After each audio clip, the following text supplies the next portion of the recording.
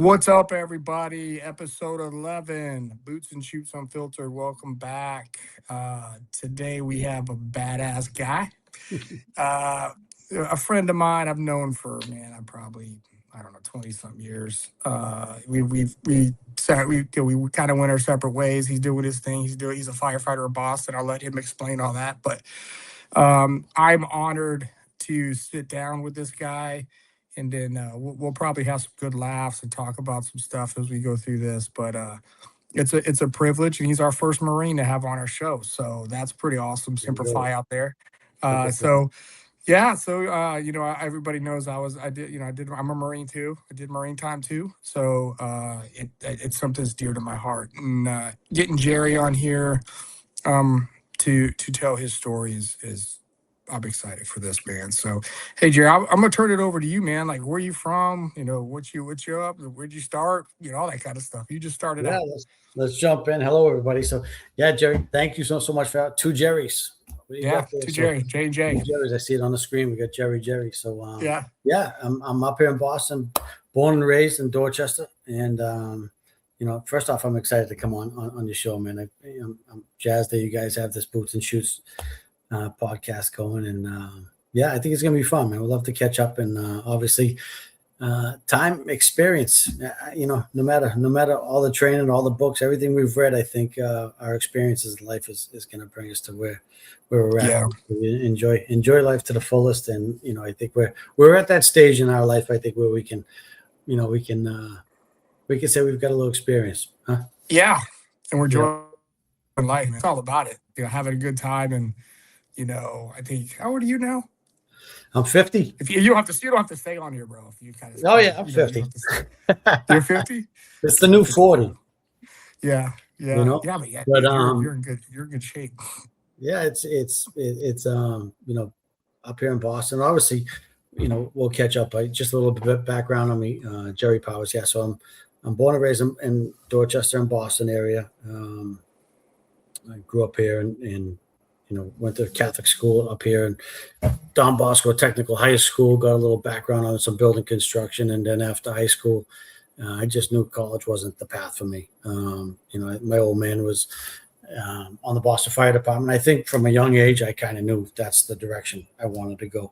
I think that the service, the brotherhood, at least from what I saw at a young age, in the firehouse, hanging out with Dad up at Engine 18, Ladder 6 was.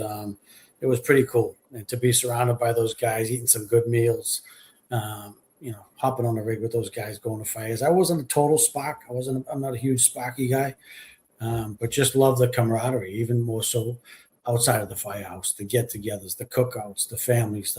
I always tell guys on the fire department now, I said, if you come on the fire department, it's like a lottery ticket. I said, you got your own family, but now you've just adopted another family that will go above and beyond. Just as you guys do in the service, as we do for one another for our veterans. So yeah, it was an early calling, and my path to get there to the fire department, obviously, was through the service. Right? That's not the only reason I think I joined the Marine Corps. The uniforms are pretty badass. I think they kind of got me at that. I got a funny story about that afterwards. But my grandfather was in the Army. My dad was in the Navy. So I think it was a true calling to serve. I think that was set early. I think, many of us grow up, and I think if you see like your dad or grandparents or family members serving, you kind of feel like you get that calling to follow their footsteps, I think that your guys' community too, Jared, is pretty tight group. Like just Boston area, just the veterans there. Like, you probably, like you said, you've seen it. I think it's a lot of the guys you serve were the veterans, so you probably grew up with that, and that kind of helped you get along into the service. I don't know. Yeah, growing up in the city was, you had your pockets, the parks that would hang out, and you'd be battling on the weekends, or and then, dropping the gloves with somebody, and then having a crushing a couple of beers with them the next minute. So it was, and if you look in the Boston area, I always tell this. I said, if you look at, some of the leadership that's come out of this city, General Kelly and Dunford. You got some guys that have come out of this area that have, that carry themselves a little bit higher. And I don't think that's, I just think that's, growing up and having great mentors and having, good role models, growing up with good work ethic, a sense, like you said, just a sense of pride in the neighborhoods, looking out for one another, having some sort of, that early morale is kicked in. So yeah, that was my path to get on the fire department for sure. As I think was joining the service up here. Yeah. It's tough. I don't know if many of the veterans know, but it's tough to get on in the civil service. So a lot of times to get on the fire department, it's mostly veterans. That's since changed over the past couple of years. They've instituted some new programs, but when I came on, it was mostly all veterans. So if that DD 214 was like a degree, that was your lottery ticket. To come get. So that helped me follow my dreams, buddy. I know, I did my 4 years and got out and I think I transitioned. I got out in 99. I was on the fire department in 2000. Yeah. Yeah, it was good. Yeah. You want to talk about the Silent Drill Platoon for a little bit? Oh yeah. We got to go back to Silent Drill. Yeah. Those are good days. That's our connection, right? It's you see more and more reels of them and highlights now. I feel like they get a little bit more some fun shows than we got. But yeah, I think as soon as I enlisted, it's funny. I remember going to the recruiter, and I'll be honest, I remember sitting in the armed services recruiting office, and it was all branches, right? And I'm not gonna lie, I went and I teamed up with the Navy recruiter right off the bat just to kind of hear what they had to say. Great. And I remember sitting in there with the Navy recruiter, and I was almost ready to go all in on it. And I'll never forget sitting there, and I think he stepped out to go get a photocopy of my license or something, and the Marine Corps recruiter walked past the office, and he kind of did the old, kind of walked by, gave a glance, and he came back, and he was like, no. So he kind of gave me the shame look real quick, and I was like, I got to go. And then I went and checked in again. How old were you, Jerry, when you joined? Do you remember? I was 19, 18. 18 and 19. I was like a year out of high school. So, I think I graduated in 94, Don Bosco, and kind of took the summer off and enjoyed the friends and partying that summer. And then, really not, I wouldn't say, I kind of got into just like some bad habits, it's delivering pizzas and like hanging up the Peabody Tavern and, drinking and coming home and playing Madden football, video games. And, so a good story to my father is that, this was probably January, February. And, again, probably put on some weight. Crushing the beers, playing video games, bad habits.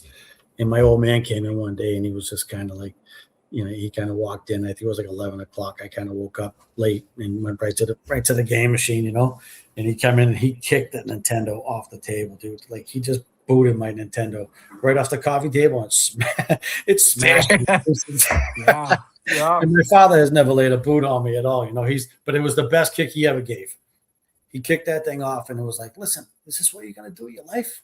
And it was just like, play video games, deliver pizzas, like, and I was just kind of procrastinating the inevitable. And, that was the best kick he gave because I think like literally I came home like a week or 2 weeks later. I was like, hey, I'm leaving March 12th. And they're like, oh, where you going now? I said, I'm heading to Paris Island. And and then my mom was angry. I felt the same way too, Jerry, because I was lost, man. I got out of high school. I was like, I wasn't going to college. I'm not a college guy. It just never was. But like, I had to find my way, and I don't think I would have done anything except the Marines did, because that was probably the only service that could get me straight. It was the best decision of my life. So. Oh, it was the best, dude. It was the best. I have absolutely no regrets. There was a couple guys that were fixing to come with me, doing the buddy program, and sadly, one kid found out his girlfriend was pregnant at like 17 years old. God, and a couple other guys just didn't pull the trigger, and I think it was obviously it was bad time. Like I said, I was not in shape and ready to go check into Paris Island and be ready for that that rigorous freaking. You didn't go to fat camp, did you? No, luckily I lucked out. I have a little sense of pride that kind of just ran through it as best as I could, and kind of got my chin over the bar one or two times, Yeah. out of the gate. But yeah, it was the best decision of my life. Yeah. Signing up and joining the Corps and launching out to Paris Island. Nerve wracking to say the least. I didn't know what to expect, the fear of the unknown, and you know what I feel like sometimes you hit a wall and you're like, okay, what am I gonna do? Like, what am I gonna do? Like, I'm not going to college. I don't want to join the trades. Like, I know I want to get on the fire department. I know, like, sooner or later you got to, you got to bite the bullet and say, I'm making this decision and go all in on it. And that was the I best. think it helped us mature a little bit. Oh yeah. I was immature, man. Oh, I I would think love to. I was still immature when we got the third herd, dude. I think I Rat's think ass, cat's fuck ass. yeah, bro. I Yeah. think I was like spending days like down in Georgetown, and it probably wasn't the best, but I was still young, like sitting there with those guys. There was a pretty tight group of dudes in that platoon, and I don't know. It was my first taste of like being independent. So I think I lived paycheck to paycheck. That Yeah. sounds Right. just terrible. It was fun How times did though. you end up at 8th and I? Because I'm curious, because I know when I graduated boot camp, came home on Liberty for a little bit and launched back down to School of Infantry at Geiger. And then while I was down there is where, like, doing the infantry training, and the first sergeant came down recruiting guys. So I know he came Yeah, down here. He recruited. To be honest with you, he recruited me to come to 8th and I to be a body bearer. yeah. So Really? dude, when I Holy checked into shit. 8th and I was like, and they sized me up and looked at me and they were like, you know, this Yeah. guy's so around some serious weight, dude. I am not a body bearer. I'm Yeah. like, I For see. everybody out there, the body bearers they're like that. They handle the funeral details. They actually handle the caskets. And the thing about the Marines is the other services. I think they have 8.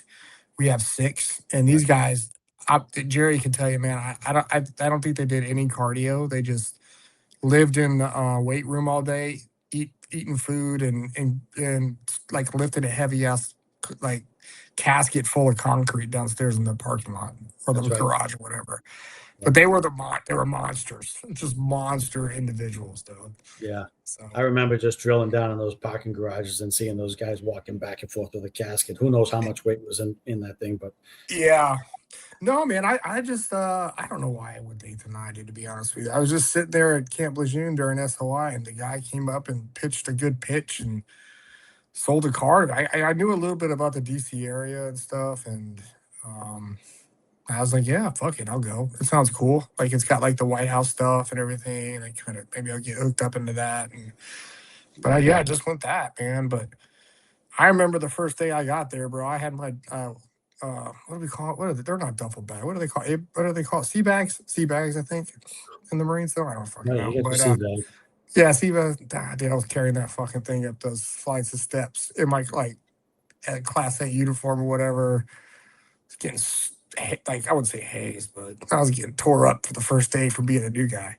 Yeah. But it was I kind it of was a missed cool that. experience. I missed that whole thing because I know most of the guys that were going to 8th and I, there was a couple of us, and the same thing. The first sergeant pitched it to me and kind of was like the Yankee White, like you do the White House duty. You really didn't know Hmm. what it was all about, but it sounded pretty cool, prestigious. And I was like, how many, going to get this opportunity to try this? I said, I'm in. So, yeah, I lucked out. I remember just getting the orders to go up there. And I think my dad had drove down to graduation from Geiger, from School of Infantry, and drove me up to DC. So I kind of skipped the airplane ride, which I lucked out because I guess those guys that checked into the airport got a little bit of loving going on. Yeah, a lot of loving, a lot of loving. They got a lot We of got we loving. got a So we got a lot of loving in drill. I think it was yeah, drill school or whatever you had. You had to go through like yeah.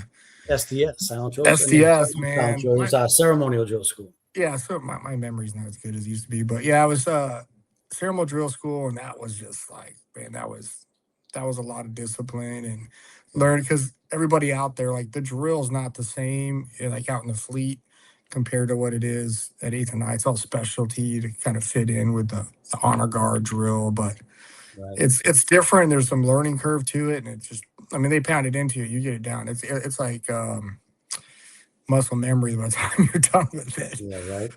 But yeah, you're not used to checking in with you and putting your feet at parallel square. You're used to being at the 45-degree angle, right? But yeah, yeah, there was a lot of yeah, change. That was you didn't know what to expect, right? We didn't know what that was all about, and so I think when we checked in there, went through ceremonial drill school, and got locked on with the M1, and and doing all the ceremonial drill there was, for a few weeks before we got dumped into the third herd was great. That was yeah, we had a lot of fun there. I know yeah. we I had a good. did. We had a little bit too fun. I tell you though, man, I don't think I ever ran as much in an organization as I was at No, our Congress. that was because of Staff Sergeant Erst. Yeah. Well, It was a dude, I'm not gonna lie, bro. That guy helped me run. Like I learned how to run from Yeah, that he guy for taught the us how to rest of my run. career. Like yeah, how to breathe, how to like run. Like we might have hated him at the time, but looking back on him, man, like if he's ever gonna watch this, shout out to him. But Yeah, man, he helped me run. I learned a lot because I wasn't. I mean, they're like, hey man, we're gonna run to Lincoln Memorial. I'm like, fuck, we're gonna run across Anacostia in this freaking cold, running across that bridge. It's like, yeah. oh, He dude. did teach us. I do recall him. It's funny you say that because I remember him teaching us how to breathe on on the other Hmm. every other Yeah. foot, kind of inhaling and exhaling. Hmm. But yeah, he would he was motivated, but he'd thrash it. But he would, he'd always fool us. Remember, he'd always give us, "Hey, we're going to do a little run to the White House today." Yeah. And it'd be a White House, not even near the mall. It was like up some hill off to the backwoods of Yeah. Anacostia. Yeah, dude. Um, It was nuts. Yeah. he was a motivator, dude. He Yeah. was a sad.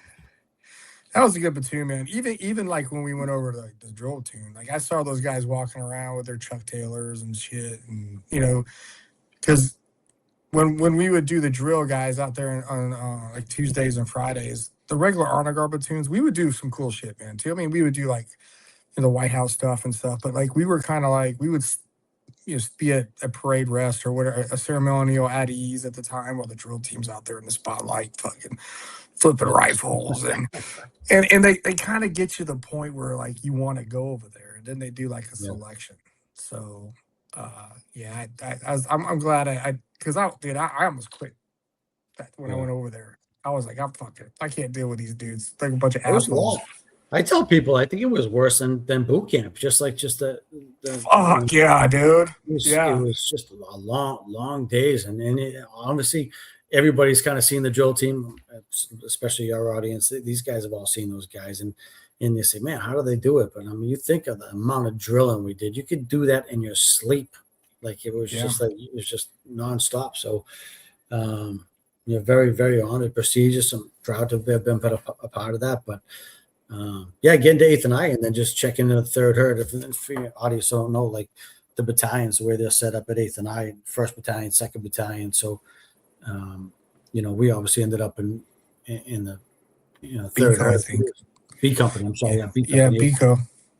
So B company, and then I think doing a year there and just doing the regular ceremonial drill, and so you're doing the eighth and I evening parades, you're doing the Iwo Jima Tuesday night sunset parades, you're doing firing parties at Arlington National Cemetery, and kind of state dinners at the White House, and joint services functions and everything else. And so it was a lot. It was a rigorous schedule, and we certainly carried on the infantry training is Hmm.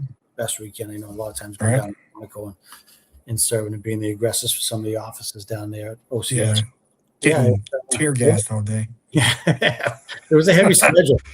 Yeah, And I think like you said, like being in third herd and standing there, in the evening parades, and like constantly just hearing the drill team doing their thing and getting the recognition. I was like, man, that is cool. Like, how do you not yeah, want to try out for that? So I think when the time came after a year of being in third herd, they kind of, I know the first sergeant they would recruit guys in too. I think they would bring guys in from School of Infantry right to the drill team, right? yeah, And then obviously they would take some of the guys, that wanted to try out from the barracks. And and I remember yeah, the first sergeant, was it First Sergeant Phillips? He was in B company. Do you remember yep, him? yep. I It remember was pretty him. cool. Yeah. And I went to him, and like, I kind of just told him, I'm like, yeah, I'd love to go over and try out. And he called up to the third deck over there and was like, hey, I'm sending a Marine up, like he sent me right over there. Yeah, I think there was a couple of us from Third Herd that went over there, and did that thing for a little bit. Was Yeah. Bastasian? Was Bastasian? He was not Third Herd guy. He I was think like he was an A company guy, yeah, yeah. you know. Yeah, but there was a bunch of us that went over there, and we all got selected to go to Yeah. the freaking forever training to learn how to do that. And Yeah, that was I great. didn't. See, that instilled just a level of like attention to detail and like just constantly. If you could keep up with that schedule, anything else it seems like it was easy, like to Mm-hmm. kind of get up and get going. Like so, it's. I remember going over up to the third deck and like knocking on the door and checking in with Staff Sergeant King. Be like, Yeah. hey, Lance Corporal Powers here reporting his orders, and and I think he came out and he called me to the office. He looked me up and down and he was like, "What's up there, Double Dog?" Yeah. He kind of told me, he said, "You look a little fat." He kind of gave me, Yeah. Yeah.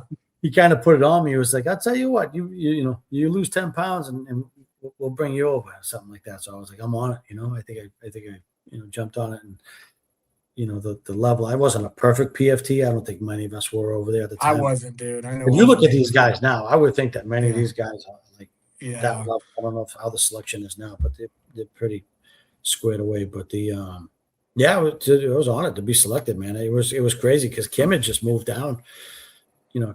She was living up in Boston when we started dating for that first year when I was in third herd, and then she moved down to. We got off base housing there in Alexandria in Old Town, Virginia. So as soon as she moved down, I think we started Silent Drill School, and it was just Yeah. Yeah. Yeah. Dude, bad time. I remember drilling so much, dude. Like my hand, like, remember your hands would get so sore, they get tight, and Yeah. just You'd wake, spinning you'd wake up with rifles. cramps in your hands. Yeah.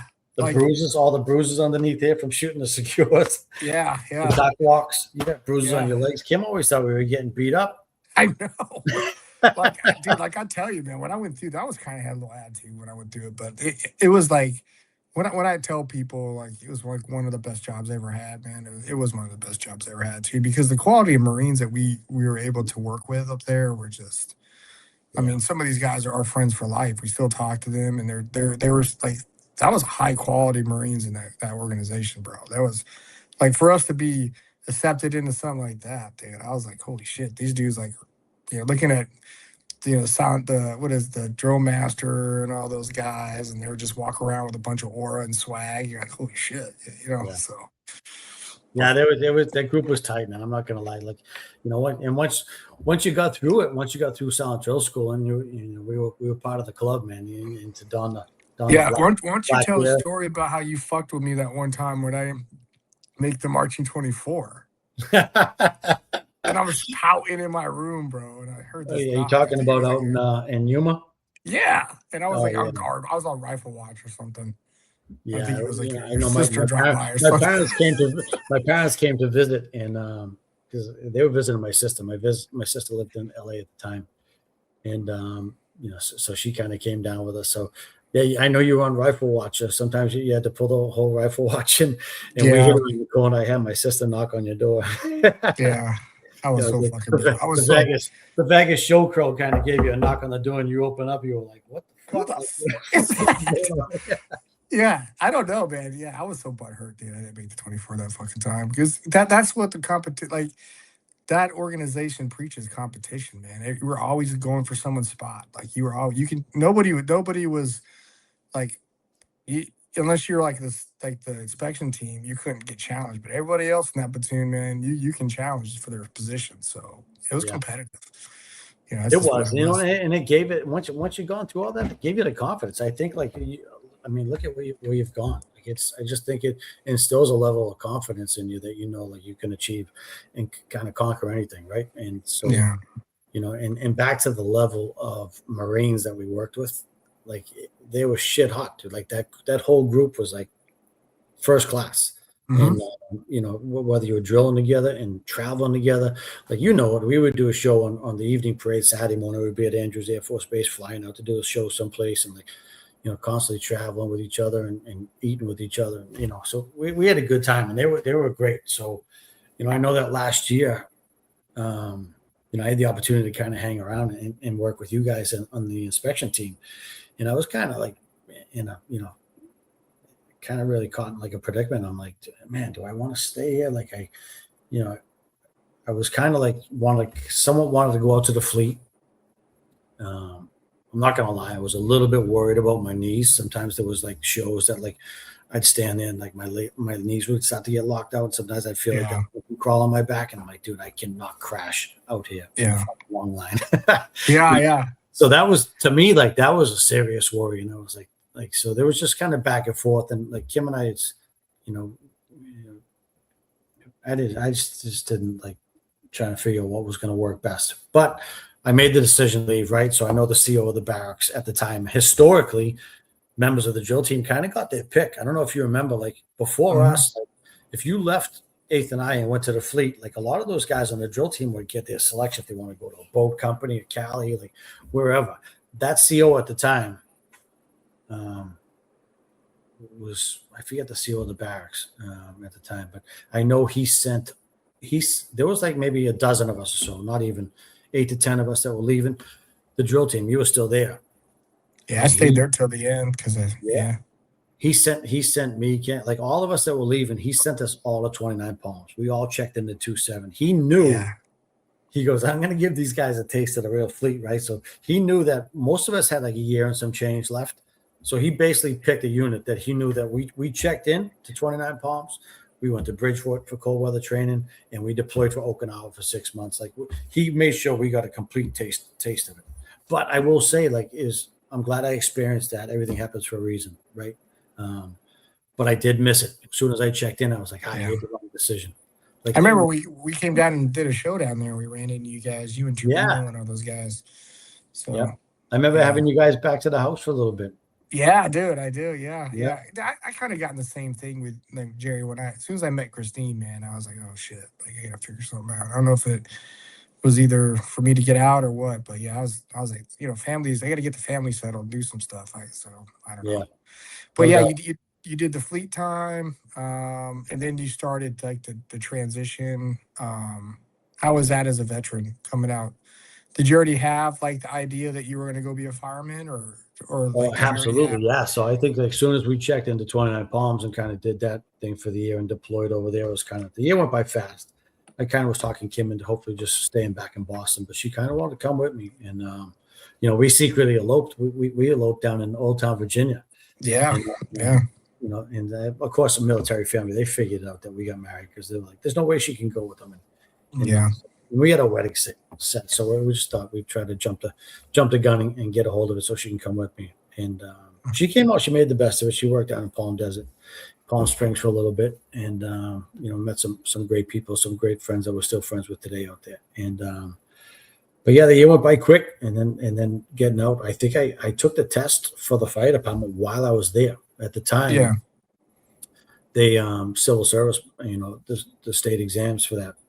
I signed up, and they mailed the exam out to my platoon commander out there, and he kind of. He gave it to me to sit down and take out there and mailed it back in. So I kind of lucked out. So as soon as I got out in 99, I came home and, just kind of waited out the process to see when I was going to get hired, and ended up getting hired in the laborers union when I got back for a little while, kind of worked, humping some sheetrock. A good friend of mine, Greg Kelly, he did something similar to you. He got out of the Marines like just before me, and we were working together in laborers union. And he went back. He went to special forces guy. And nice. Yeah, that's awesome. He just got out.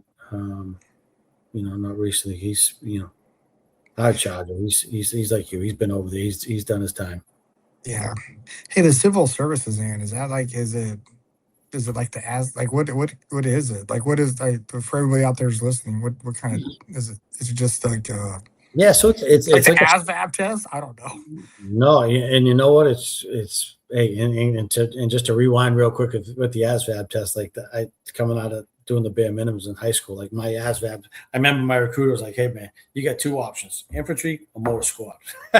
Yeah, that's how I was too, man. So my father calls me a late bloomer. But you know what is the civil service exam at the time, and it's still the same. I think is kind of just like a general aptitude test, similar probably to ASVAB. Putting a little grammar and some math and stuff together. I think like the first 25 questions, they gave you a map, a picture to kind of look over of a fire scene incident.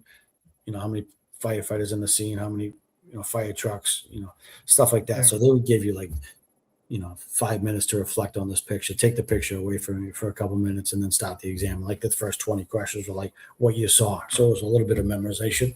Yeah. And, kind of going through, just some regular, grammar. It was pretty simple. I mean, I got like a 90, 98, 99 on it, right the first time. And I ended up taking the second one when I got home because I wasn't sure if I was going to get hired off it, but I ended up getting hired off that first one. And, it's just the DD 214, man. It's the veterans preference here in Massachusetts was huge. It's like I said, it's since changed. They've incorporated some hybrid stuff and a cadet program to kind of bring on some inner city kids that aren't veterans. But yeah, that was the path. I think, most of my class of, 50 or 60 members was easily 50 veterans, Damn. Yeah. That's crazy. How long did you how long did it take to get to the academy from when you got out of the Marine Corps? Was it like pretty quick or? No, I got out in March of 99 and I came on in November 2000. Nice. So, pretty quick, Yeah. Turned around for a quick summer. Kim and I come back and living in South Boston and kind of settling in but yeah, I came on. It was in boot camp, like the boot camp at the fire academy was, it was probably 3 months. I came in November. Probably like 3 months going through like some live fire training and learn all that stuff and some EMT stuff and stuff like that. But yeah, it's I was tickled pink, man, to obviously to get out and come home and get my dream job and kind of follow in depth. Yeah, dude. Yeah. Cool. I remember talking you into coming. I was trying to. I was thinking about. I wanted to come so bad, but I was so torn on getting out versus staying in. I was in a comfort zone. I didn't want to start. I don't know. I should have, but my son's looking into it. Like that's what he wants to do when he gets out of the Marines. Well, the big thing here now is like the residency. So you have to establish residency, and they got to, they go back for a few years to kind of keep it, in house. So there's a lot of members on our job that are veterans that have, like, at the time when they came on, they just, they moved here and dumped their sea bag out and said they claimed they lived in Massachusetts and got on. But as far as the number of people on the job that actually like grew up in the city is probably pretty slim. Really, compared to what it was when my dad came on, like it was all city guys, everybody. So now it's kind of so competitive in the veterans preference and stuff like that. So you get a lot of people that they live in the suburbs or just outside of Boston, or but there's a lot of them that come here from other states that move here and establish residency and get on. And I think that's why they kind of generated this whole hybrid system and cadet program to kind of bring it a little bit tighter to be able to get some city kids on the job. Yeah. So what would you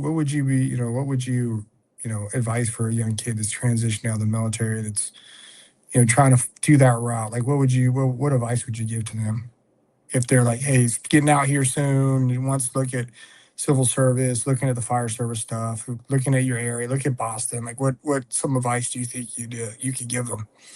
Right. Yeah, you gotta hop online. I think you gotta look up a Mass Civil Service. Like I said, that civil service exam is a state exam. So when I took that exam, like that's what every person from every town and city in the state is taking the same exam. You're just selecting your town. So obviously I'm selecting Boston, right? But so you kind of find out how often they have that exam. I would encourage guys, to take on their own time and go get certified, licensed as an EMT. That's a huge kind of step. I think they can kind of jump. Even people that come on in Boston, you're not required to be an EMT. They'll teach you it. But like this last class that just graduated, they go through 3 or 4 months of fire training, and then when they graduate, then they got to go for like another month of EMT training. Yeah. Some of them are already EMTs, so as soon as they graduate, they're right out of the firehouse, And it's tough. It's a lot of studying. It's it's a tough pass. I think some of the veterans can talk. They can complete some of that stuff before they get out. I mean, if you have the time, man, knock out some EMT stuff or look at the medical certification, to get on that. But man. You can probably totally get that certification while you're in the service. You can work on it. 100%, man. Yep. guys just got to be proactive, right? And that gives them a little bit of step when they get over there. Yeah. But It's a so where did rewarding you? career because, like I said, a lot of the veterans just naturally have that chip implanted that they want to serve and protect. Whether they're going to join the police, fire, EMS, most of them are going to carry on in some sort of sense of public service. So it's, why not, get ahead of it and do whatever you can. They could take courses, and there's certain things that might not help them get hired, but there's certain things that they could take, NFPA courses and fire science courses and things like that will certainly assist them when they do get on as far as promotion. Yeah. Up the ranks. So what was it like when you first got to your first firehouse?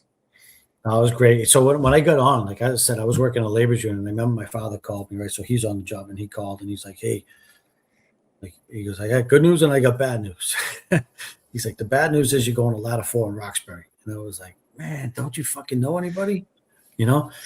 Like the good news is you're going to learn the job good there. And like I said, I'm not super sparky. I don't know what companies or what.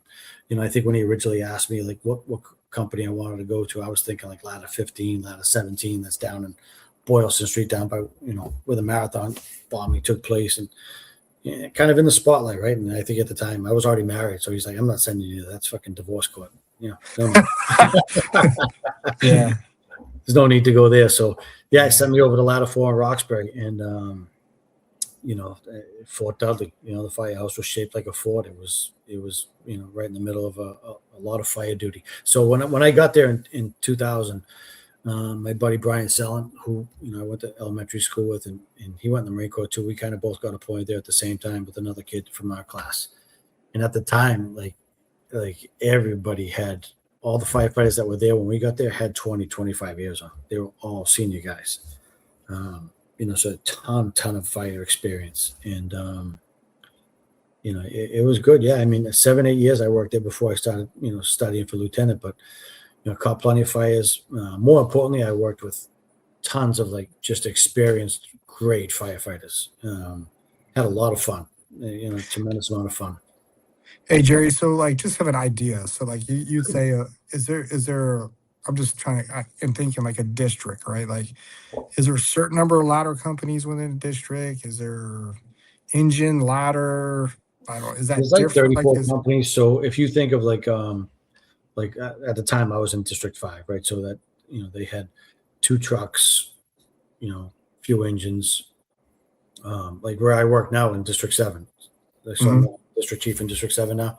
And so I'm in charge of like 4 firehouses. So we have, basically like 4 engines and like 2 trucks, 3 trucks, So it's a lot. And like I said, that ladder 4 where I was working, it was, we were in a firehouse with engine 14, and a ladder 4 ran with like 5 or 6 different engines that were like, either single engine houses or close. So we were constantly going. At the time, we were probably doing 2,800, 3,000 runs a year.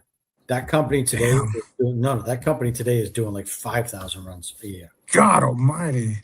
Yeah, That's how many is that a shift? You do 24 hours, right? Yeah, I mean it's nothing. It's At a least shit ton. 10 or 12 shifts. There's some days where those guys are out the door 20 runs a day plus. God Almighty! Yeah, So between fires but there's a lot of a lot of medical calls too. They're obviously operating in an area, mass and cast, that there's a lot of homeless and drug addict activity going on there. So there's a lot of overdoses, which certainly it creeps up, but they're close to the highway. So yeah, they car accidents, fires, medical calls, like you name it. So they're running to it like crazy. And that I'm back in that district now. So the District 7, the chief, I work in District 7 now. Ladder 4 is actually is one of the ladder companies. So it's pretty cool to kind of come full circle. And so I have 26 years coming up on here in the fire department, and it goes by like a blink of an eye, right? It's, I don't know where the time goes. Were you a probie? Huh? Were you a probation fireman for a while, or is that? Yeah. So your first year on the job is probation. So you're FFOP, firefighter on probation, FOPS. They call you FOPS.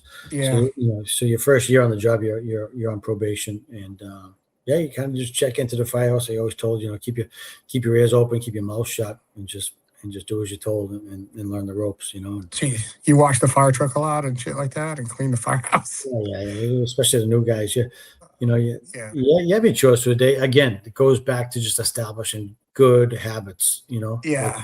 right off the bat, like they teach you down drill school and you get into these firehouses and, you know, complacency is a killer, so I always tell guys, I'm like, you got to keep up solid, good habits. That's coming, walking through the door of the firehouse, going right to your locker, putting your gear right in whatever piece, whatever position you're working or riding on the rig, and just setting up, checking your equipment, checking your face piece, making sure your bottle's working, like, establish good habits. And then, the guys naturally will gravitate to the kitchen in the morning, have their coffee, zoo on each other, talk stories. And then, after a half hour or so like that, everybody goes to their jobs. You check the piece, you do your housework, you do your cleaning, and, just good habits. I think that's one thing I've kind of kept over the years, is just kind of keeping those, positive, good habits in place and not getting lazy, not getting complacent. Remember when I came and visited that firehouse? What firehouse was that? Because that was a Yeah, pretty awesome firehouse yeah, too. that was the big house. That was engine 10, tower ladder 3, and the rescue 1. So I was acting lieutenant at the time. So when you guys came by there, I was a new lieutenant, and so that was probably like 2007, Yeah. 2008. Yeah. Right? Was that back when Some, you guys were out visiting Doty? Was your buddy yeah, Keith? yeah. We came down there for like a ceremony for Keith and something, and Yeah. we stopped by the firehouse. They think the kid, you let the slide down the pole and shit. And Yeah. I was just impressed by like when you said, you talked about like the discipline of things and the standards and making sure everything looks like it's there. And like the first, when someone walks in your firehouse, this is a good fire station because they're disciplined in what they do. But when I walked into that firehouse, man, I was like, holy shit, dude! Like, Yeah. just going upstairs and seeing all the stuff that you guys have, and it was pretty awesome, bro. Yeah. And I know there's smaller firehouses probably they don't have as much luxury compared to but Yeah. I don't even know if that's luxury or not. Well, that was a new firehouse at the time, so that was like built Yeah. into a high rise downtown. So that was division, like Division 1 headquarters. So it's a big house. It was new, and so a lot of our firehouses are old and beat up and kind of run down. So sometimes it feels like a firehouse. So that house felt like a fire station, right? It was kind of so big, and Yeah. so something I'm not used to come from Ladder 4 in Roxbury and just kind of having that fire station over there in the kind of dealing with that. Yeah. But that it's all those firehouses have huge camaraderie, huge pride in their fire company. They all have their own shirts and patches and logos and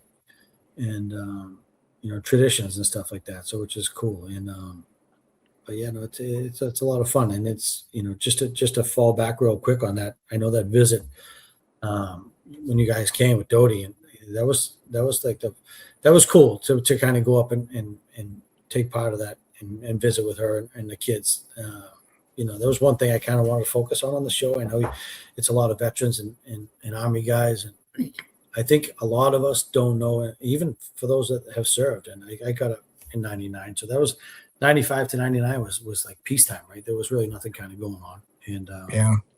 so you don't know a lot of Gold Star families. You don't know, many of us may hear the stories, see it on the news, and would not really know somebody personally that was killed in action, or somebody, Gold Star family that's been affected by that. So that was kind of eye-opening to me. And I send Dodie a message every year, like on Memorial Day, and kind of let her know, thank her for her service in the Gold Star family, because they're the only people I know. Like, you think you would know somebody who was killed in action, and then we can go back to our parents and grandparents, and obviously there was a litter of them that were that fought in Vietnam or World War II, and you really didn't have it wasn't talked about back then. So it's great that there's more awareness of it today, and just to personally have met her and met the kids and kind of just develop some sort of attachment and hear a story, and sitting there watching the videos with the kids, like I was in tears. I'm like, this is cool. It still gets me too, man. It still gets me too, dude. Yeah, she's a sweetheart, and I Yeah. was honored to meet them, and and have somebody that I walk through the seaport and I look at the Mass Fallen Heroes, memorial down there, and I see Keith's name on there, and you can see, you can go through the whole list, and you don't, Yeah. you're grateful for their service and their sacrifice. You don't know them, but when you know somebody, it makes it a little bit more personal. Yeah, but I think too, like Jerry, I think I mean, you've dealt with a lot of loss over your career as well. Like, I don't want to get too deep in that. I don't want to open up anything for you or anything, but I know it's September 11th, and like that's the huge for the firefighter culture because you were a firefighter then, right? You were a I was, firefighter during yeah, I was September. brand new. Yeah, I think Yeah, I was still on probation, I think, when that happened, you know? yeah. Yeah. So like that happening within the firefighter community, right? And then 'cause I think Boston and New York are, I guess you guys are shit talking rights, but you guys are somewhat like you guys are pretty. That's probably I don't know, that's some I don't know, pretty Yeah. big fire departments together. I don't know, Yeah. but It was sad. um, There was a crew of guys that came up from 35 and 40 in Midtown, and they would always come up and visit us for a Red Sox Yankees game. They would drop a yeah, bunch of steaks and stuff on the table and stay with us. And I think like all of those guys were killed in 9/11. And yeah, it was just like it was eye opening. I mean, it was that day. I could think back to it. Kim and I were living in South Boston, and she called me and kind of gave me the news and turned on the TV and see that. Not know what to do. But I went down there, and there was so much help on the pile. They didn't need it, but I mean, just the patriotism, you know, the pride in this country that during that time was, hmm to hop on the Excel with your gear and go down there, and they were putting you up in hotels, they were feeding you, and it was just they couldn't do enough. Everybody just wanted to help. Everybody wanted to, it was pretty cool. And I just think that kind of faded pretty quick. And sometimes I think people forget, the patriotism, the pride of coming together in those times like that. But yeah, that was a hell of a time to be down there and to witness that. But yeah, it's in New York, FDNY. They have their hockey games. I know. Do you guys Yeah. play up in hockey? Do you guys play in hockey, or is that Oh yeah, you they guys? play. I'm Yeah. not a hockey guy, but those guys they come up. They have a tournament, Oh, a battle of the badges tournament every year, and yeah, of course it's the gloves drop, and yeah. it's all in fun. Do you guys got a rivalry with the Boston PD? You They guys do that is too. this Yeah, yeah. There's a good little rivalry there, and a couple of different things. They have golf tournaments together, yeah, um, commissioners cups and things like that. But yeah, that's what it is. Like the rivalry is great to yeah, you kind of that's a tradition. That's what's established. That's what kind of motivates you and kind of gets people. We have a great relationship with those guys. We all work together, and the yeah. police and massive fire kind of deal with all the stuff Yeah. together. Jerry, real quick, like on the mental health side, right? Like, how do you guys as firefighters deal with? Because you guys deal with loss, man. I've seen your post about some of the firefighters you guys lost on duty, and I'm sure there's some veterans that have lost some buddies, overseas, and then they go straight into like this job where like it's kind of, you have loss. It's loss is part of the job, right? Like it is what it is. But how do you guys in the Boston Fire kind of like help like the mental health side of that aspects of things, right? Like how do you guys approach that? Yeah, it's actually pretty prevalent. It's pretty big right now. Yeah, Our employee assistance program, the EAP, they do a tremendous job. Um, like you said, since the Iraq War, I mean, guys have been coming back. They have issues, and Afghanistan. All these veterans have issues, and not to mention the post traumatic stress that kind of builds up over the years yeah, just from dealing with what we see. right. Whether Yeah, that's what I'm saying. It's like it's yeah, so the shit that you guys they're see. bringing that stuff with them, in their suitcase, and then they check into the fire department. And now they go into fires and deal with fatalities and car accidents and overdoses, and it's like they always say, it's like it's not that one incident that bugs you. It's they pile up over time. So Yeah, there's this study that there's a lot of awareness to like how PTSD kind of builds in the fire service and how it kind of affects guys. And it's prevalent. It's huge, man. There's a lot of guys that are struggling, and our department does a good job. We have struggle well seminars. The AP is always putting it out there, and at a time when you deal with whether a guy was dealing with alcohol, drugs, things like that nature. But now mental health is a huge part of it, and we've had suicides on the fire department. It's serious business, man. So and I think it's better today because I think a lot of guys have a general awareness about it and don't mind talking about it or opening up, or if they need help. right. Versus, years ago when my father worked, like you didn't cry about stuff. You just went to work and bottled up, and most of those guys probably just drank it. Yeah. No, I agree with that too. I think that's the stigma that has got to change, man. Because even when my mental health, I just talk, man. I talk about it. I feel better when I talk about it. Yeah, Yeah, some shitty shit, it's emotional, but I think it helps out. I know, back in the old days, man. When I grew up, guys, I'm not, I'm gonna hide all that shit. I'm not gonna tell everybody that was in this thing or that. But you just yeah, gotta talk about it, man. There's someone always to talk to, whatever. yeah. But No, it's good. It's. I went to a couple of years ago. There was a struggle well seminar, and they've had numerous. They put on numerous. It's like a 2 or 3 day struggle well seminar. They bring in some professionals to kind of talk about it, and it's funny. Like once one guy opens up, everybody starts talking. They all I have something. know that's Yeah, yeah, so it's yeah, it's good. So it's creating an environment where people don't mind sharing what they're going through, and yeah. it's been positive. I think it's been good. Yeah, as you moved up, Jerry, because I mean, what are you, a district chief? Is that like a captain, or what's the rank? What is So that? district chief. So the rank structure on the fire department is obviously firefighter. Then it goes lieutenant, captain, district chief, deputy chief. So I'm a district chief. So you know, I had, like I said, 7, 8 years on as a firefighter on ladder 4 before I Hmm. kind of took the books and studied. And you know what it was at the time? It's like I loved ladder 4. I didn't really have any desire to leave. We were going to fires. The firehouse was great, but you have kids, you have financial obligations, and then you have, you see buddies that you work with are starting to study and they get promoted, and you see the demographic kind of change in the firehouse, right? So a lot of these guys are starting to leave, new guys are coming in, so things change, and so that was kind of like a catalyst to kind of motivated me to kind of get in the books. And I think obviously since the Marine Corps, I said I kind of always say like you should have a goal, like you should never just get really like stubborn and complacent and settle. I always feel like you should Yeah, have some sort of like goal, whether it's been studying for lieutenant or captain or running the Boston Marathon or doing the Pan Mass Challenge, or you know I've jumped into a lot of different arenas and tried some different things, but I always just feel like you should have a goal, something to shoot for, and it's helped me. I think it's it's good for the kids to see. Yeah, okay, not to just settle for something. Always just strive and yeah, try. So, yeah, it's yeah, it's been good.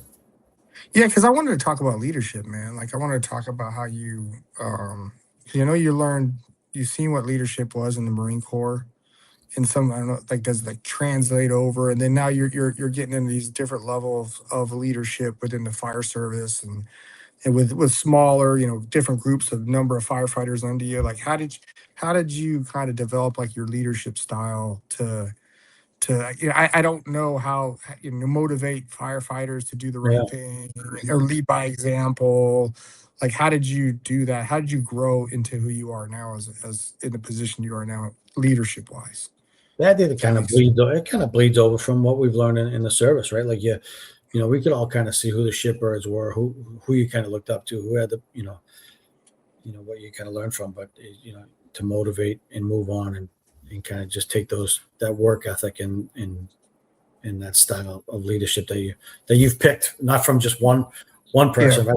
You'd see one corporal this way, this guy treated somebody, I think you just kind of pull all these things in and kind of like put them in your toolbox, so they say, right, and carry them on and just kind of use them going forward. But I think like going um, I think my dad was a good like leadership, not just so much, he was a well respected lieutenant on the Boston Fire Department. right. Like guys loved him and looked up to him. So I always kind of he was a good role model at the firehouse, at work, and at home. So, sometimes I always carry that leadership that like, if a guy fucks up or if you get in trouble, like almost like you'd feel bad.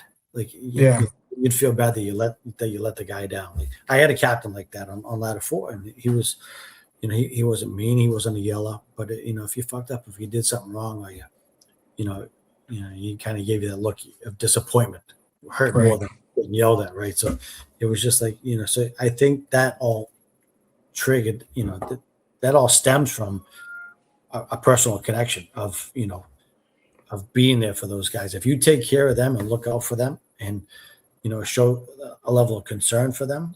So if they do fucking screw up, or, they feel bad that they Yeah, let you down. Right. So I feel like that works the best. And and you deal with multiple personalities. You've seen it in the service. We do it on the fire department too. So there's some guys that just don't give two shits, and obviously you need to lean into the progressive discipline, avenue for things like that. But you try not to use that. I don't try to ever, formally reprimand somebody or take money from somebody. That's not my style. I think that you can fix lead, problems and issues, just by developing a connection with the member. Yeah. Right? Just kind of really sitting down, talking heart to heart with somebody.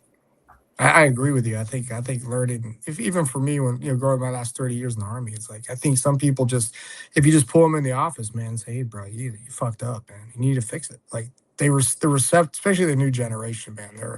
They don't want you to like feel like you're attacking them or not, but having Yeah. that discussion, like you say, hey, man, just fix yourself. You got to fix yourself, especially in your guys' line of business, man, because it could cost somebody their life, right? Like Yeah. you get one chance, bro, to fix yourself, and then you got to go from there.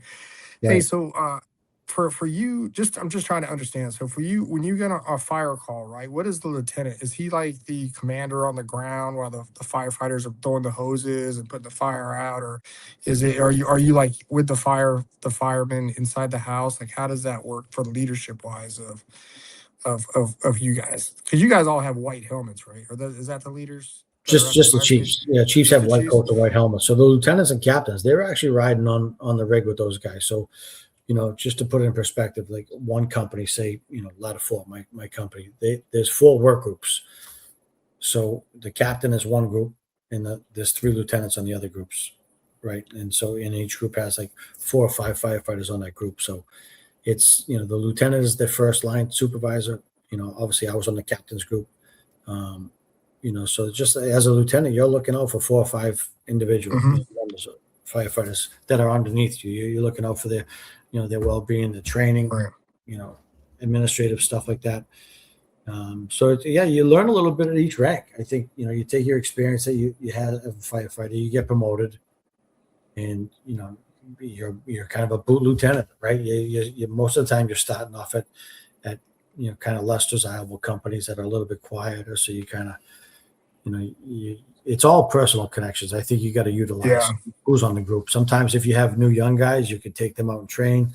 And then the difficulty I found was sometimes being a new lieutenant on a company, and you had, a couple of firefighters that had 25 years of service on it. And like, you're not going to order those guys around, right? You're going to use them, as like kind of the impromptu like leader, like just kind of.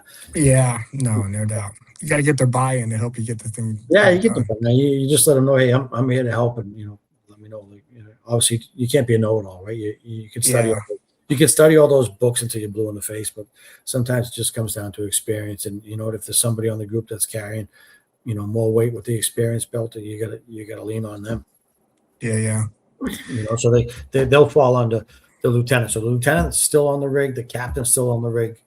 And then obviously when you get promoted to chief, you're in the car, right? So You're in the car. you're in the car. So, I always say that I love being a firefighter at Ladder 4, and I really love being a captain. Especially up at Engine 17, where I'm the chief up there now. Like it's about having a good crew. When you have a good crew with you, and you're catching fires, and things are good, it's fun. It's a very rewarding job and career. So you have fun going to work, right? You get up in the morning, get your coffee, you head into the firehouse. You look forward to your day. You're not dreading your day. If you're going into a company that has some challenging firefighters, that could make for kind of a down day. But you just got to make the best out of it. Yeah. I bet. So you said you had 25 years now? Is that Yeah, 25? 25 to 26 November. You probably seen a lot of the technology change, Oh, dude, it's crazy. Yeah. the stuff that's developing, from that time. It's like Yeah.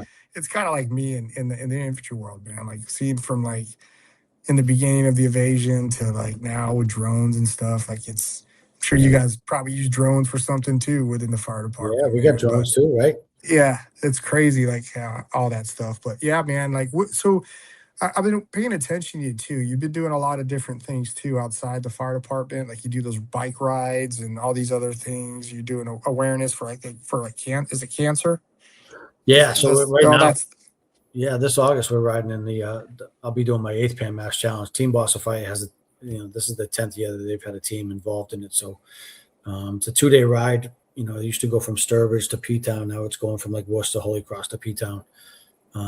It's always the first weekend in August. And yeah, it's a good little trek, but you race, $6,000, and each rider's got to raise whatever we can. We usually establish a goal, but what's good is that all of our money that our team raises goes right to the Dana-Farber, and we have a direct connect program over there with Dr. Betsy O'Donnell over there, and she's great. So like all that money that we raise is going directly to a part of the Dana-Farber Cancer Institute that's focusing on firefighter cancer research, and our members that are getting diagnosed with it. They're getting to the head of the class. They're walking right in there for first class treatment in their family. So which is great. So yeah, it's cancer's as many guys that have died in the line of duty at fires. We've had probably double the amount that have died from occupational cancer.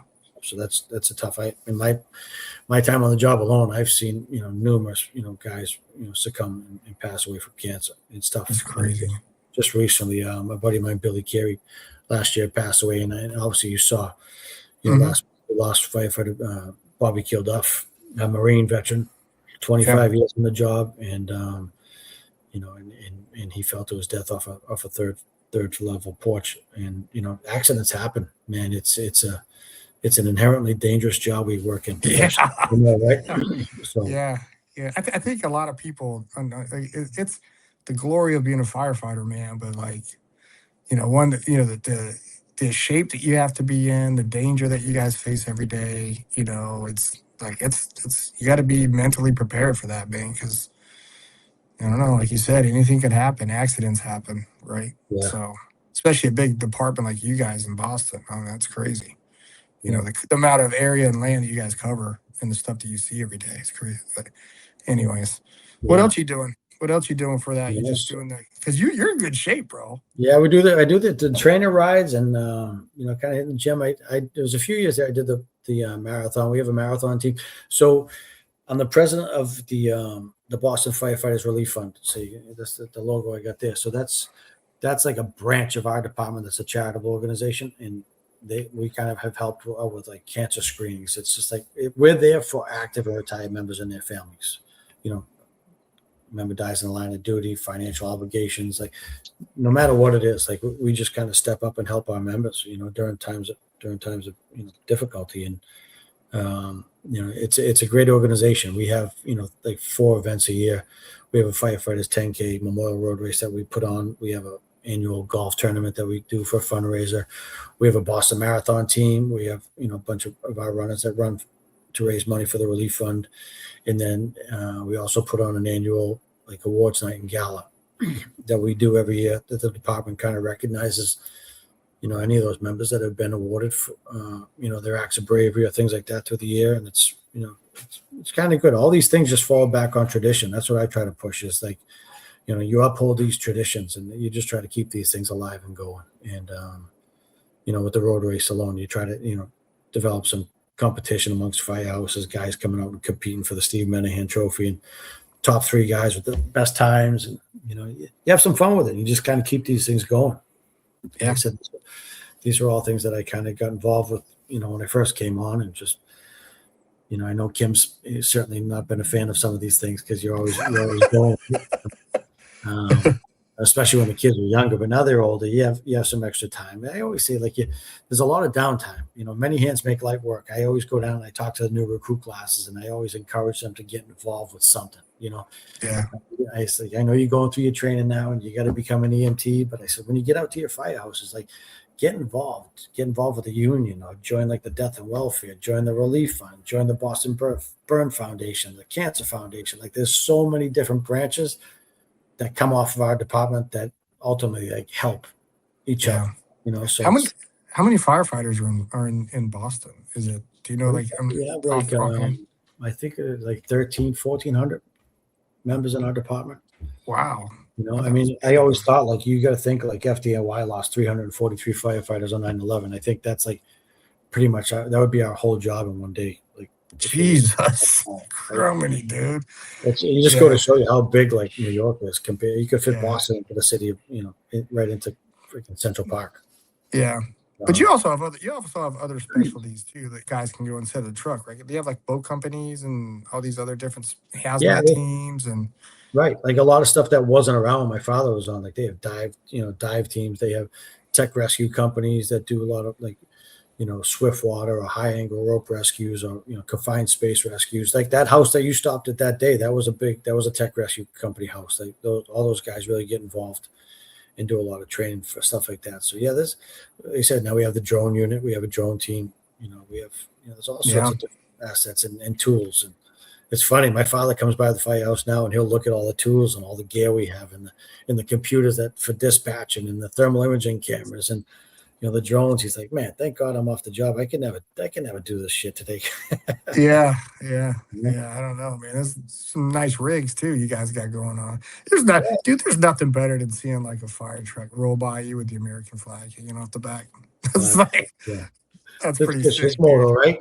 But yeah, you think back to like when like my father came on in like early '70s, and he was on like they had open cabs, they had tiller trucks, they had hose that needed to be cleaned. Like it's just the technology's changed and it's helped us. But like those guys back in the '70s were going on like multiple fires a night, just Yeah, nonstop out all night, not getting paid. We do pretty good as far as like the pay now, but back then like they didn't get paid.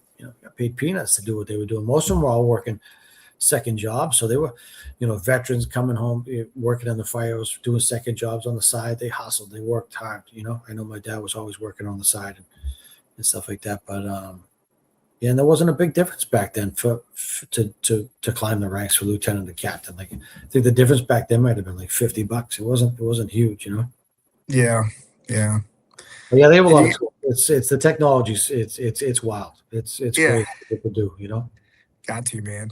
Got to. I mean, got to catch up on it. It's the way of the Yeah. technology and shit like that's the way to go, man. But Yeah. The who's new thing who's the new thing that's like is probably is the batteries, the lithium batteries. That's like a huge challenge to us. If I look at like one thing today that's like we're adjusting to and trying to figure out is these car fires. You can't put them out. They just really? burn and burn. They will not go out. It's Well, because like the Teslas and stuff like that, or no, like just all the the battery compartments. They just once they start cooking off, they just travel and they just burn so hot that the water can't even put them out. Like it takes a lot of time to cool these things down. And then yeah. like if you look at, I don't know if you see it down there, but in Boston, like all these kids are riding around on electric bikes, electric scooters. Oh, dude, that big time down here, bro. That's huge. It's Yeah, absolutely huge in the city. So and like a lot of these students are bringing them into their dorms, their apartments. A lot of fires with the scooters, with their batteries. So a lot of times we just show up and we're throwing them out the window into the yard. They say you can't put them out. yeah. What's like one of the biggest fires you've ever been in your career that you remember? Like, what's one you're like, holy shit, I'll remember this night for the rest of my career. Yeah, Is there one of them? I'm sure there's thousands, bro. I know not you've got a lot on your 1,000. back. To be honest, like yeah, it's just as far as like biggest fires, like and incidents, like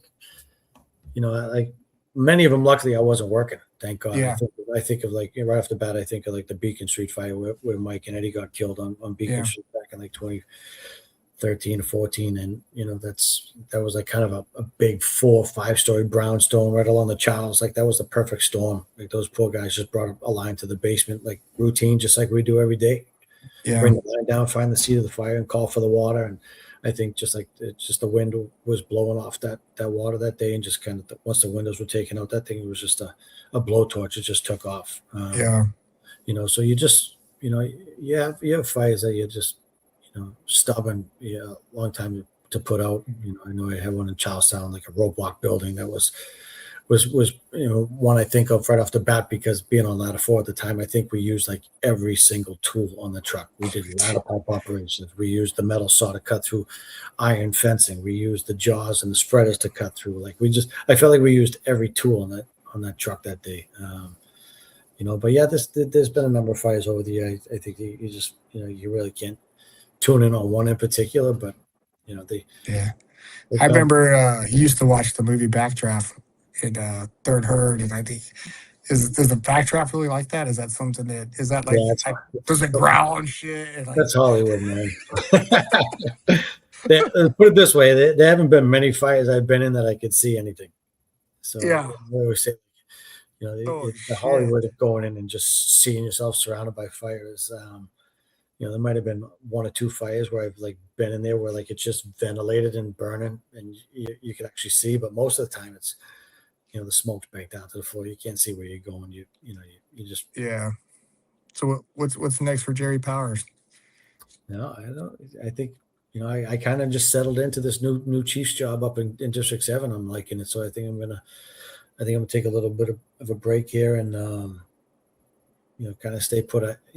There's a deputies. The deputies is the next rank. I think at some point I'll jump on it. I got like 4 or 5 classes left to finish my degree. I finally have gone back to school and you See, know look at you, man. Talked all that shit earlier. Now you're like yeah, right. So knocking it I out, told you I'm bro. a late bloomer. So it's I utilize some of the veterans benefits and Are jump you doing back fire into that. I science? got my associates in like fire protection safety Oh, technology, okay. all online schooling. Because I can't go into a classroom today. I Is think that that. cheating though? Because you're like you already know all that. Well, you know what? It's nice. It's a lot of the classes are all from like what I've already studied. So yeah, they Yeah, most that's what I'm saying. Like, oh, yeah okay. outside of the immigration classes and like Catholic social teachings and some of these other classes, that most of the fire ones are pretty easy. I kind of at Yeah, least I can sling it and tell a story. It's and kind of draw on some experience, which is great. Um, yeah, but yeah, I got like 4 classes left, and it's funny. I was just going to school online at a school called Anna Maria College, and after spring semester, they just buttoned up. They closed shop. They didn't yeah, even tell, like their staff, everybody was just like they just closed like on abruptly. So I got to kind of transfer it over to another school. I'll jump back in the fall and finish those classes. But once I get the bachelor's degree, that'll certainly help out at a future yeah. So deputy. you just got to test. You have to test for the next rank, kind of. Yeah, all of them are civil service tests. They're all lieutenant, captain, district chief, deputy chief are all promotional exams that you study. Just got to study the reading list, study the material. I always say, like, I'm not the smartest guy, but I said anybody that puts the time in and the effort. I always tell guys, like, if you're gonna study, like, just you're gonna buy all those books and put that time in. It's like don't waste your time. Like, you got to treat it like a full-time job. So like I know all the tests I did, like you'd start a year out and you just kind of jump into the books and plug in. You'd make it your job to do. It's like I said, I didn't go to college. I don't have 4 years of college, but I look at these ranks, these positions Yeah. as college, right? So you did lieutenant, captain, district chief. So I got one more rank of school if I want to get after it. I'd like to hit deputy before I retire. That's my Yeah. Well, you're doing something right, bro. You're you doing know something right. I mean, Jerry, you're a good character guy, man. For you to not just the test, but you had to get there somehow by just your reputation, man. So, yeah. I know you're just a good dude, man. Yeah, I don't think you've aged ever. You look the same compared to when I last saw you. And I'm getting older and older every day I turn this camera on. But Oh, you're kidding yeah, me. Now man. you got you're young at heart. That's what it matters. Yeah, If you, yeah, we keep up the PT. You got to keep up the PT. I'm just afraid, like the wheels haven't come off yet. I'm 50. I'm starting to feel. I'm starting to feel yeah. it now. I'm starting to feel the hips and the pain. But Do you guys got a PT, Red? Do you make the firefighters have to maintain a certain fitness level? no, you know what? When they come on, they got to pass a physical fitness test, PAT. But sadly, as once you come on, I think it's up to the individual. And like we got some big guys, we got some big firemen out there that like to eat, and they find themselves as a pump operator, stuff like that. But I kind of wish they would. I wish they would instill like a physical fitness exam like once every year, every couple of years. Obviously prorated for the age, right? But there should be something in place to kind of keep people in check. I think people, can some I firefighters. think I think I think it's also confidence too, Jerry. It's like for the public to see a shape firefighter. That's Oh yeah, I mean, there's it is what it there's some is. guys I out know that there. dude can. Yeah, Yeah, I know I've that seen guy some can jump chiefs through the out there. window. You get on the camera and you're like, "Are you kidding me? This guy's an embarrassment. Look at the size of him." I don't want to be that Yeah, guy. yeah, yeah. you know, It's a lot. It's a lot of. I mean, you guys do a lot of crawling and moving and going up steps and all kind of shit, it's dude. I yeah, don't know how it's you do it's it. it's a young man's job, man. It's like I said, the years ago when my father come on, he wearing the pull-up boots and the rubber coats. Now you got bunker boots, bunker pants, bunker coat, 45-minute bottle, SCBA helmet. That all gear adds up, You Yeah. guys know from carrying your gear out there. Like you got to be in some sort of physical, shape Yeah. to kind of do that. So, and I always say it's like it's not one thing. It's you got to have the strength for the weight training. You got to have the cardiovascular. You got to have some, you got to be able to carry it all. Yeah. Do you get to keep your helmets? Do that when they burn? Like I know I see some guys, it's like just flats burnt. Like, do you get to? Or you got to Oh turn yeah, that shit in? yeah, Do you yeah. I get? still have my fire helmet, and once I got promoted, I got a new chief's helmet. But Oh, okay. yeah, That's pretty badass. Is that yeah. like? My dad still got his. I kind of, I Oh, I kind of, know. Your I kind of dad's in put it good on. shape too. Your Oh dad's in yeah, hell of good shape too. he should write the book on how to retire. He just turned 28. He's down in Naples, Florida. He's of course he's got plenty of hair. I didn't inherit his hair, but he's like Yeah. George Hamilton, man. He's got the hair and he's got the tan, and Yeah. but most importantly, he's got the best attitude out there. Like I think like any of us, I think the longer you live on this planet, man, and you have families and you see tragedies and you deal with things and you have some resilience and you kind of push through and you learn to not to sweat the little things, right? You kind of just you know take it a little bit easy and just kind of just count your blessings. Yeah. Every day. And I mean, it's hard for you guys, like you just said, man. You probably, I mean, yeah, I know you said you come into work, you don't look at it like a job. It's something fun, but there's some days where you guys probably just like, fuck. You just got to push forward and show that resiliency because I Yeah, don't know, you be pulling something out of a car within a couple yeah, hours of the shift, right? So yeah. Things I don't could know. change the morale in a second. I mean, you think of BK when he got killed last month. Like that's just it kind of puts everything in perspective and kind of just makes you think like, man, like, it's tough. So you could kind of change the whole morale. And if anything, that kind of lifted us up. It kind of brought us all together sometimes. And then the politics is another thing. That's I think that's one of the struggles here in the city is kind of dealing with the politics of things. And you can kind of see in a city that's pretty diverse as Boston is, where the priorities lie sometimes. And you know you try to understand it. You try to see both sides of it. At least I do. And then ultimately, the kitchen table and the Monday morning quarterback goes on and the bitching and complaining. And, it takes one pot stir to get everybody going. And, that can kind of muddy the waters and make things, kill the morale pretty quick. So, Yeah. and these Yeah. things come up and you kind of just, again, like you said earlier with the struggle well stuff, like just talk about it, kind of bring it up, address it. If you see some talk going on at the kitchen table, instead of just letting them go at it, just, hey, bring it Yeah. to the Everybody's got cell phones now too. It's like, yeah, scary. I mean, they probably just pull them all out when you guys roll up. My love Oh yeah, trooper. there's nothing sacred anymore. I tell you, you're always on video, whether it's a ring camera or somebody videotaping you, or whatever's going on. So I always just say you gotta, you know, social media kills guys. I know a lot of guys like to go off the rails and kind of preach. And I said, hey, you're a firefighter 24/7, so you got to be careful. People in your community know that you're a firefighter. They know that you know you're working, and so you're kind of on duty full time. So people kind of expect that from you.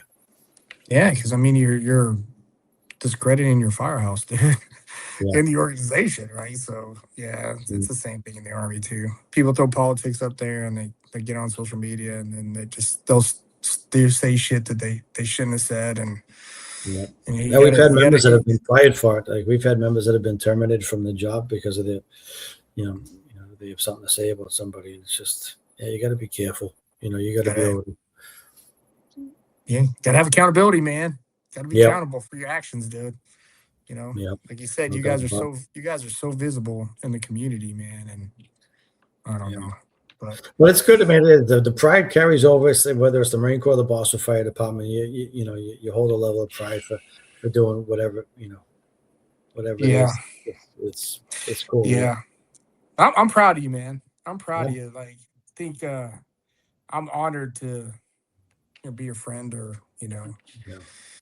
at least when I saw you at dude, when I saw you at the Army Navy game, bro, I was like, even though I was working, it Yeah. sucked a little bit, That but was cool. Yeah, when I started the Army Navy, I'm glad we won that, by the way. But I mean, you're the see that I was split, bro. I was split between the Marines and the Army. Like I had to work the Army. I had to work the game. But I was yeah, when I jealous. You had good seats down on the sideline. I wanted oh, to go I down with did. you. Yeah, dude, it was awesome. Gronk and all those guys were down there, and it was just cool. But just Yeah, seeing like that is a that's a bucket list item. I brought the family. We've been 3 or 4 times, whether down in Philly or New Jersey. Obviously Gillette. yeah, Yeah, that is a great take, and I always like. I just want I want my kids to see that like that level of patriotism, and like that is the best game like athletic sporting event I think of all time every year. I think that's like it's it tops the yeah. list. They want to rip each other's heads off on the gridiron, man. But as soon as Yeah, I they're love it. done, they're good, man. And like you said, I am. Dude, I was so honored to be part of that and be part of the Army Navy. Like Jerry says, if you ever have the opportunity to go catch a game, you gotta catch it. Oh It yeah, might be a little expensive. If you can pay for it, pay for it. But it is something that you and it's will better remember if you for sing the rest of your second, life. right? Yeah, yeah, yeah, yeah, yeah, yeah. Yeah, Yeah, that was that was just good, man. Because when I ran into you, for everybody out there, like I know we've known Jerry, we just talked about. But there's another guy on here that's like one of my best friends too. I wish I can talk to him more. Ruben Bastasian, he's a police officer in Providence, Rhode Island, or Rhode Island. He showed up, so I had like Jerry and Basta there, and I'm in my Army uniform, and these guys are you know boss is working. I was doing some kind of escort, and I saw Kim, I saw you, and then winning the game. I was like, this is a great night. This is a that was great great, night. man. It was good to see Bastasian too. That you guys were in uniform. I was just sporting a Pat Tillman jersey. I I was know, just I playing. know. Yeah, that's awesome, Um, bro. Yeah, but yeah, no, it was you a know. lot of fun.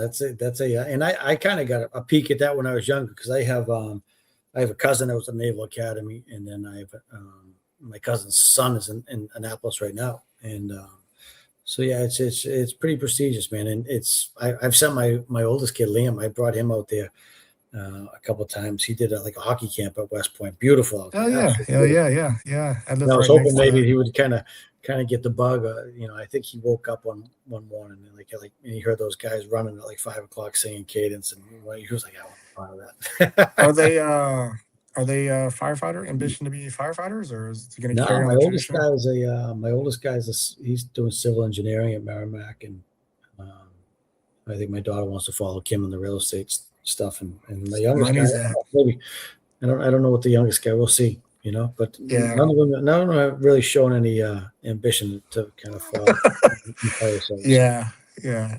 I hope. I mean, I wish I could.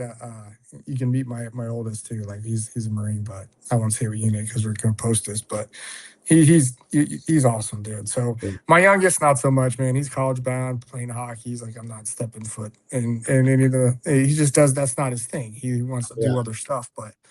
Yeah, but I tell you, man, when I saw how hard those kids work in those two academies, like it's you have to have a good mindset when you go there, man. You got to be prepared for. It's a yeah, lot of work, bro. It's a lot of right. work, man. But they So usually bringing in kids that are already halfway there, right? So I mean, they're obviously they're pretty gifted to be, and selected. eh, mm, No, some no, are. I mean, some that get there the first day, it's a culture shock. So yeah, it's like, oh shit, like, is this something I want to do for the remote time? But overall, they're all good kids, man. They're all dedicated to duty and service to this country, and they all end up going on to be future leaders in the military. So wherever that's a captain on a ship or a platoon leader in the infantry. So yeah. it was a good time, but yeah, I don't know. But what anything else, Jerry, you kind of want to throw out here during this? Is there something that we missed? Or is there something you kind of want to talk to? I know USA's playing, so I just want to make sure I'm not taking Yeah, your time. no. But I just um, want to mention. I know you, and I'm proud of you, man. I've followed you just as much, and I'm super proud of it. And I know, like when you got out of the Marine Corps after me, like I think you kind of moved back to Florida and kind of did like a whole like, what am I going to do? And then you end up going back in. I was like, damn. Uh, yeah, I tried to Florida State Troopers, and I was like, yeah, I don't know if I want to do that. I just military through and through, man. yeah, So, I'm proud of but you, damn, brother. I think that the family, everybody. I follow you guys on social media too, so I'm always super proud of you guys. I think yeah, I think you yeah. guys won Veterans Day and Patriots Day and Memorial Day and Definitely love to get you guys up here to Boston sometime for a visit for Bro, sure. You know, 100%, 100. I love Boston. I love Boston, bro. Every it's, time I go up there, it's just an amazing city, man. It does obviously get some bad raps in today's world, but it's a fucking awesome city, dude. not It's all that fun. bad. I think depending on what news outlet you're watching, it kind of looks bad, but it's a great city. Like it's right now, it's jumping. I mean, between the World Cup and they got the 4th of July and the Esplanade with the fireworks, and they have the tall Oh ships yeah, coming in here right now. Like it's just historic. It's like it's always jumping. It's between how all was the that? schools and. How was the World Cup? How was like all those I Scottish worked. dudes and shit I rolling worked around? last Saturday. I was part of the.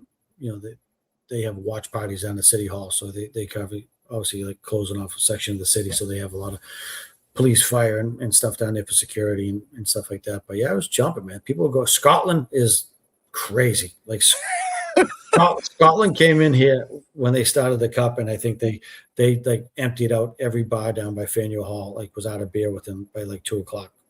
Yeah, I'll bet. Putting cones on everything everywhere.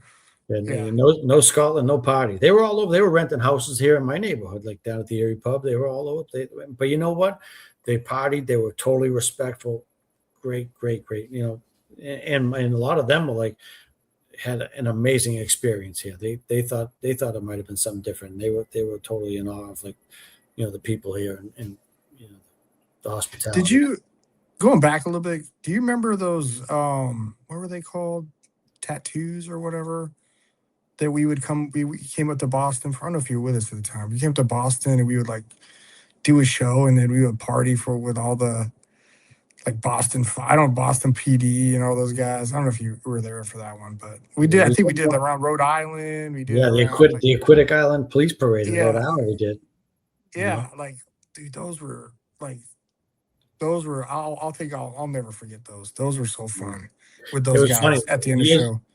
every in the summertime they do a Marine Week up here, and this was going back probably 8 or 9 years. I remember bringing the kids over to Moakley Park in South Boston because they had Marine Week. The drill team came up, and they were like marching on the football field to do a show, and like we're in the stands, dude. They got out to the 50-yard line, freaking left face. We're ready to kick it off, and the skies opened up with like thunder and lightning and hail. There was like fucking golf ball size hail coming down, and they were just standing there at Port Arms just getting pelted. They didn't move.